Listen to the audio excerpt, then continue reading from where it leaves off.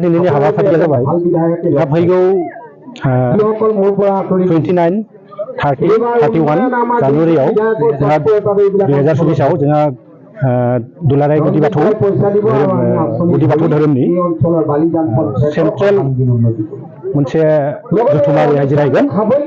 बेनिखायनो जोङो दिनै बै सेन्ट्रेल खुंनो गोनां जों जानायाव खुंगोन बेनि थाखाय दिनै जोङो लाइ खुन्था गायसनदों आरो जोंहा बेहाय लाइ खुन्था गायफैनायाव जोंहा कार्बि आंलं डिस्ट्रिक्टनिफ्रायबो माखासे प्रतिनिधि दल फैदों ओरै बिश्वनाथ सारियालिनिबो फैदों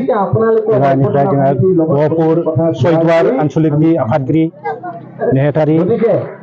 बेनिफ्राय गासैबो प्राइमारिनि नेहाथारि प्रेसिडेन्ट नेहाथारिफोरा नुजाफैदों बेखायनो जोङो दा बे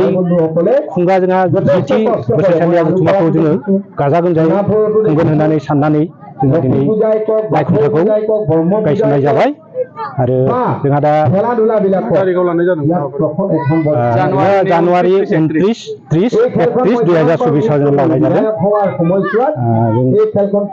जोंहा बे जानुवारि 29 30 31 नि जि प्रग्राम जि मोनसे जथुम्मा जिरायगोन बेहाय जोंहा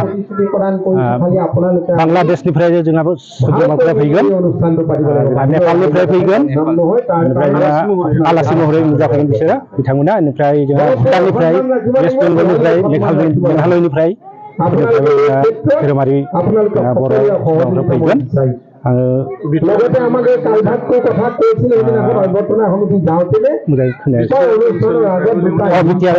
बिटिआरनिफ्राय लिंगोन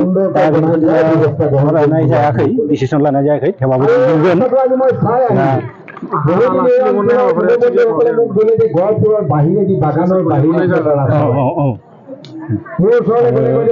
खुलुमबाय गासैबो निउज मिडिया नोंथांमोनखौ गिबियावनो जोंनि फैगौ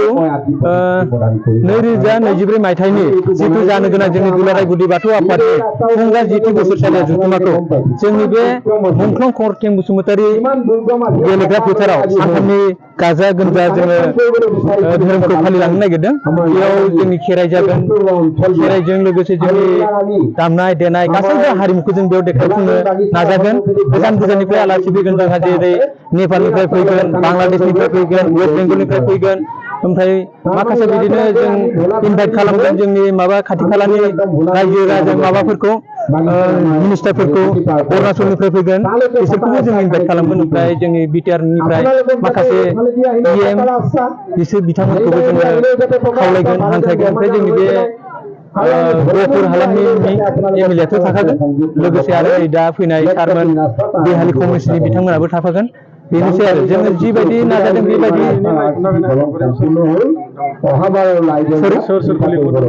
दिनैनि लाइ खुन्था